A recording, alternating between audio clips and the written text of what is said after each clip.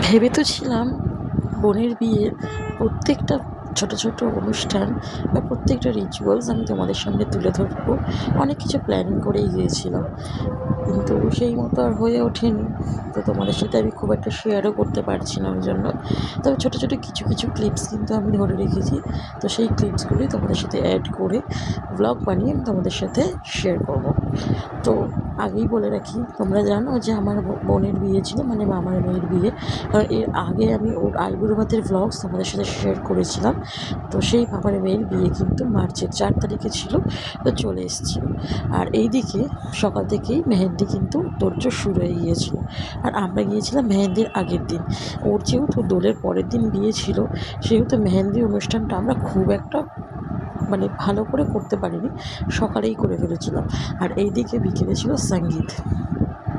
তো এখানে সঙ্গীতে কিন্তু পারফরমেন্স অলরেডি শুরু হয়ে গিয়েছিল। প্রথমেই কিন্তু ছোটো ছোটো কুট্টু কুট্টু বাচ্চারা প্রচুর পারফরমেন্স দিয়েছে, খুব একটা ক্লিপিং তো সবার নেওয়া হয়নি। কারণ আমি নিয়ে গেছিলাম অলরেডি ছোট্ট একটা বাচ্চা, যে কিনা সারাক্ষণ তার মায়ের কোলে থাকে। তো সত্যি কথা, যেহেতু ও ছোটো, তার মধ্যে এতটা ট্রেন জার্নি জীবনে প্রথমবার করলো, তো ও একটু ঘ্যান ঘ্যান করছিলো। তো তার মধ্যেও কিন্তু এনজয় তো করতে হবে, যেহেতু বিয়েবাড়ি গেছি, বোনের বিয়ে বলে কথা। তো এখানে আমিও সঙ্গীতে আমরা একটু নাচানাচি শুরু করে দিয়েছিলাম।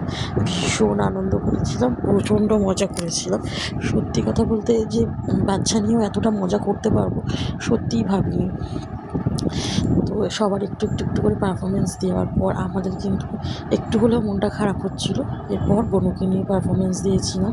আর এই যে আমার মাসি, মামি, বোন, ছোটো ছোটো পুচকু পুচকু বোন, মাসি, সবাই মিলে একসাথে নাচানাচি, আমার শাশুড়ি মা সবাই মিলে কিন্তু একসাথে আমরা নাচানাচি করে সঙ্গীত অনুষ্ঠানটা খুব সুন্দর করে এক্সিকিউট করেছিলাম। আর এরা যে এত সুন্দর, এত ছোটো ছোটো সময়ে এত সুন্দর যে একটা পারফরমেন্স ওরা এক্সিকিউট করেছে, ভাবতেই পারিনি। সত্যি ওদের পারফরমেন্সগুলো কিন্তু দারুণ ছিল। আর আমরা তো দুহাত তুলেই হাত ছোড়াছুড়ি, পা ছোড়াছুড়িটাকেই ডান্স বলি। হ্যাঁ, সেটাকেই কিন্তু মনের ভাষা, মনের আনন্দটা ওইভাবেই প্রকাশ করেছিলাম।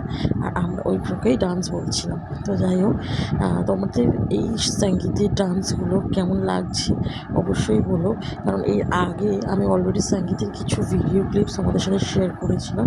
তো সেগুলো তোমাদের অনেক অনেক ভালোবাসা দিয়েছো, তোমরা কমেন্টস করেছো, লাইক দিয়েছো, আমার ভীষণ ভালো লেগেছে।